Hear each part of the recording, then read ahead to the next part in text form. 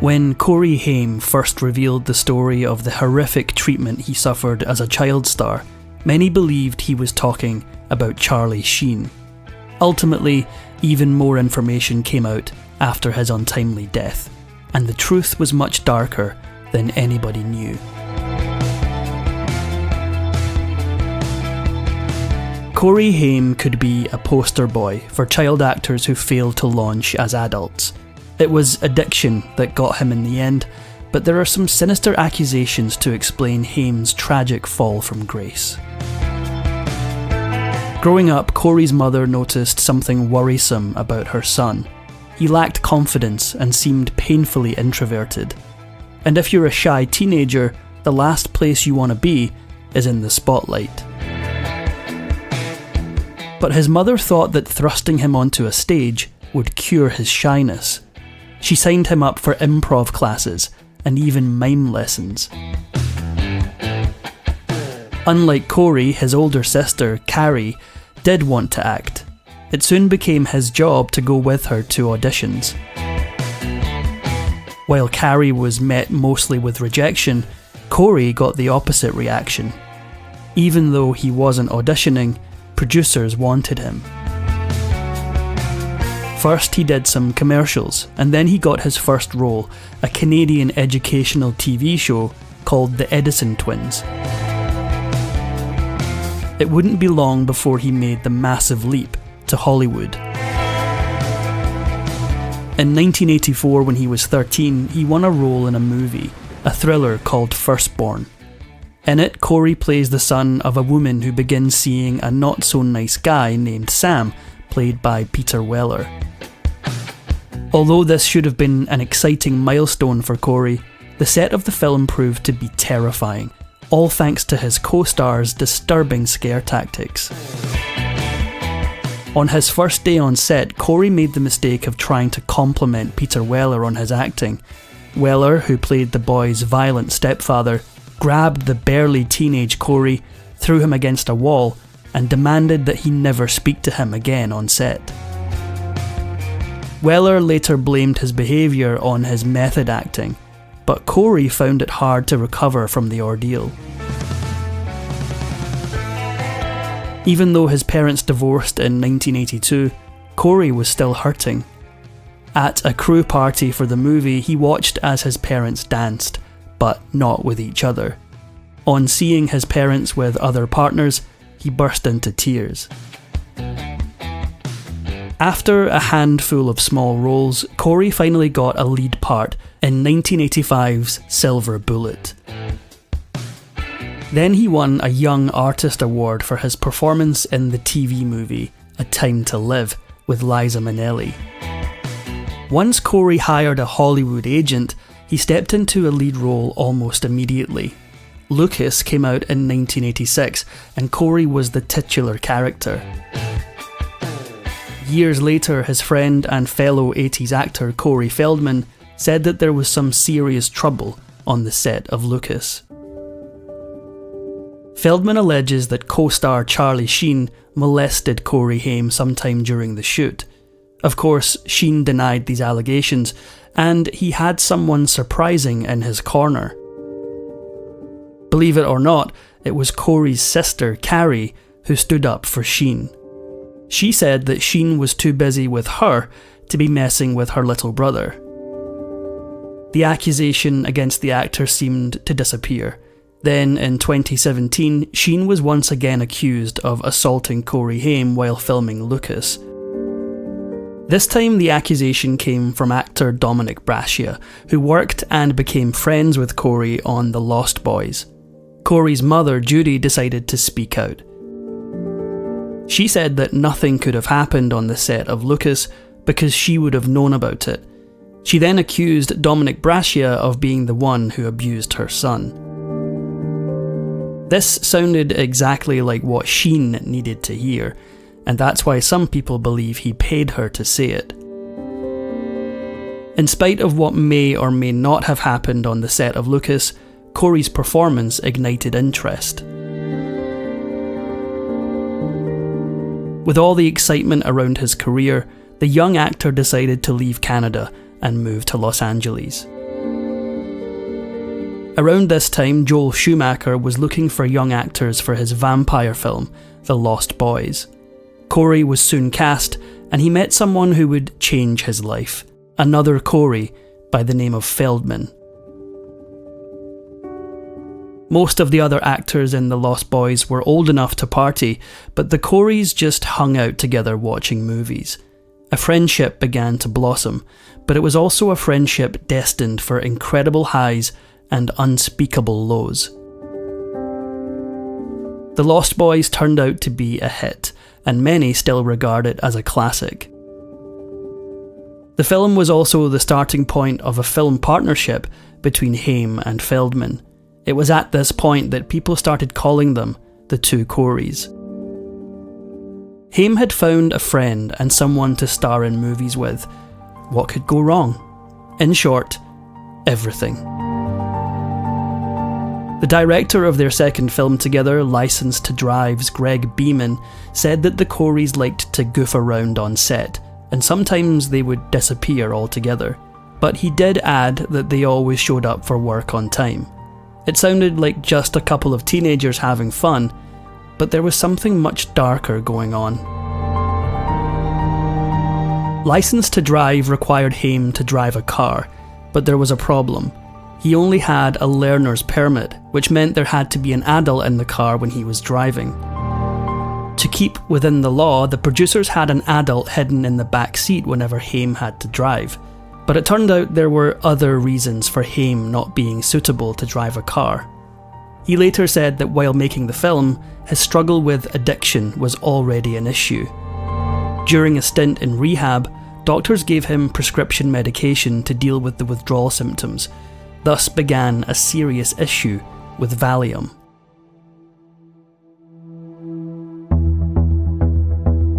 The young actor began popping up to 85 pills a day. Fans were starting to notice that Haim had a drug problem, and this had an effect on his movies, as in, nobody wanted to see them. After losing a good portion of his fanbase, Haim started to make direct-to-video films. In one of them, his co-star was his girlfriend Nicole Eggert of Baywatch fame. Her days were spent on set, but her nights were spent doing something entirely different. She and Haim spent most nights in the ER dealing with his addiction. The two did eventually get engaged, but broke up before tying the knot. In spite of his addiction problems, Haim still had a fair chunk of change in the bank and decided it was time to get a decent place to live. He found a mansion in the Hancock Park neighbourhood of LA. For some reason, he bought the house with his manager, Michael Bass. Sharing a house with his business manager was a mistake from the beginning. Bass had spent 2 years in prison after being convicted of swindling and didn't seem to have learned his lesson. Bass intentionally rushed the purchase of the house so he and Haim could host a charity benefit for Toys for Tots. According to sources, the benefit was a big scam, but this was only the first red flag of many. About a year after moving into the house together, Haim tried to fire Bass as his manager, but Bass wasn't leaving. Haim ended up not just firing him, but also firing at him with a BB gun. Bass went to the authorities and Haim ended up behind bars. The other Corey had to swoop in and pay $250 to bail him out.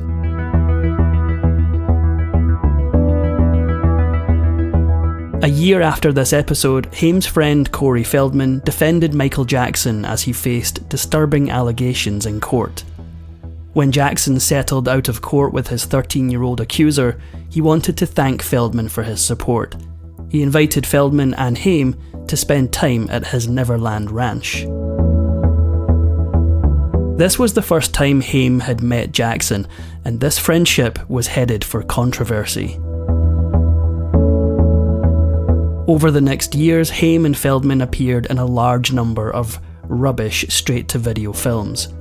In an effort to get back into the mainstream, Haim auditioned to play Robin in Joel Schumacher's Batman Forever. He probably hoped that Schumacher would remember when they made The Lost Boys together. Apparently not, because he cast Chris O'Donnell to play Batman's sidekick instead. Clearly, Haim was counting on help from friends like Schumacher, but his behaviour made this impossible. Still hurting from his failure to get the part in Batman, Haim agreed to appear in Feldman's directorial debut, Busted. During filming, his addiction spiralled out of control. Even though the film was a silly, low-budget comedy, Feldman took it seriously. He realised that he couldn't have a lead actor who was frequently absent and even occasionally high on set. Feldman had to fire his best friend. In 1996, Haim was about to make Paradise Bar and needed to fill out his insurance form. He hesitated over the question about any pre-existing medical conditions because addiction was on the list. He didn't tick the box, and trouble soon followed. When the producers realised they had a user on their set, they checked Haim's insurance form. They then got Lloyd's of London to sue Haim, and he had to pay them $375,000, all for not ticking a box. Haim simply had to add the money he owed Lloyd's of London to a pile of other debts. He owed the IRS $100,000 and another $100,000 to various other creditors. And what about his assets? Haim had $100 in cash, an Alfa Romeo Spider, his clothes, and a small pension fund. To make matters worse, he was unemployable due to his addiction problem. In July '97, Haim did the only thing that he could. He filed for bankruptcy. To get out of his financial hole, he returned to Canada. There he made a film called Without Malice. Filmed in a remote part of Saskatchewan, the tiny town only had one bar, and apparently Haim was there until closing time almost every night. He also behaved strangely on set. He would constantly stop the filming in order to call home and make sure his dog was still alive. This erratic behaviour made Haim stand out, but not in a good way. By 2001, Haim had hit rock bottom, and True Hollywood Story was there to help rub it in his face. The TV special showed Haim living in Santa Monica in a simple apartment with his mother. A local pawnbroker told a story of Haim begging for $3 just so he could buy a slice of pizza. In 2003, comedian David Spade made Dickie Roberts, former child star. While Dickie Roberts is a piece of fiction, the film is populated with many real stars that failed to make a successful leap to adult stardom. Haim and Feldman are there, along with some of the kids from The Brady Bunch, 8 is Enough, and others. For Haim, it was a way to make some much-needed cash. Even though he wasn't really making movies anymore, in 2006 VH1 ranked him as number 8 in their list of greatest teen stars. This gave Haim an idea. If people were still interested in him after all these years, what about a reality TV show about the two Coreys? The idea was to have Haim living with Feldman and his wife and watch as Haim tries to get his career going again. Audiences who tuned in to the two Coreys got a shock. They barely recognised the former teen heartthrob, as Haim's addictions had severely altered the way he looked. But this ended up being the least eye-opening aspect of the two Coreys. The series was about to open up some very real and painful wounds, and it wasn't going to be pretty. At some point in the show, Haim opened up about a man who touched him inappropriately when he was 14. The man was a friend of Feldman's, and Feldman knew about the situation. He knew about it for the 2 years that it continued. After this startling disclosure, the camaraderie between Haim and Feldman disappeared, and the two actors took a hiatus from the two Coreys. Winning a Canadian Gemini Award for his work on the show didn't help Haim economically, so he fell back on his last resort. He attempted to sell tufts of his own hair, and even a tooth, in order to make money. The failing actor needed something to hope for, so he must have felt pretty excited when he heard they were making a sequel to The Lost Boys. Surely he wouldn't even have to audition. After all, he was an original Lost Boy. When Haim asked the producers when they wanted him on set, their reaction devastated him. There was no role for him in the Lost Boys sequel. The producers did offer him a cameo, but Haim showed up on the set impaired, and they sent him home. This apparently served as a wake-up call, and Haim resolved to do better. Against all odds, Haim did actually become a busy actor once again. When the third installment of the Lost Boys franchise came calling, Haim said he didn't have time to participate. He was busy with films like Shark City, Crank High Voltage, American Sunset, and Decisions. Haim was now asking for a clean set in order to avoid temptations, and it seemed to be working. Early in 2010, Haim became ill and complained of having flu-like symptoms. A doctor made a house call and concluded that there was nothing to worry about, he just had the flu. A few days after the doctor's visit, Haim got out of bed but fell directly onto his knees. When his mother found him, he was unconscious. She immediately called for help, and paramedics rushed him to the hospital. In the early hours of the next day, 38-year-old Corey Haim was dead. The doctors called it an accidental overdose. It turned out that Haim had used false names to get prescriptions for medication. It's no surprise doctors assumed it was his misuse of these drugs that caused his death. But the official cause was said to be damage to his lungs and pneumonia. Sadly, Haim's mother didn't have the money for a funeral. Fortunately, the city of Toronto had a fund for destitute cases. In addition to this, a memorabilia site where Haim had sold some personal items stepped up to help pay. In the end, however, it was the funeral home itself that paid to lay Haim to rest. Once it was over, the tragic question arose: what had happened to Corey Haim?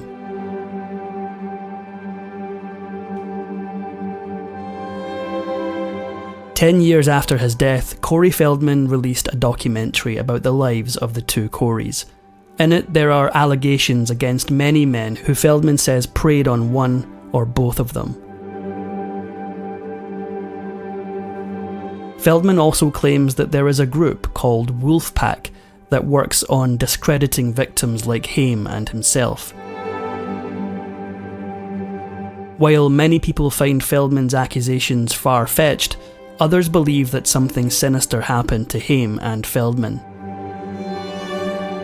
Feldman says that his visit to Michael Jackson's Neverland Ranch with Haim consisted mostly of go-kart rides and watching movies. Years later, something more disquieting rose to the surface. Producer of the two Coreys, Ed Meyer, says that he has a recording of Haim saying that Jackson had touched him sometime after that initial meeting. Feldman has since stopped defending the now deceased Jackson. He still contends that he and Haim were victims of high-profile predators, and he's convinced that Hollywood just wants to brush what happened to the two teen stars under the carpet. He may have a point. In the year of Haim's passing, the producers of the Academy Awards omitted his name from the in memoriam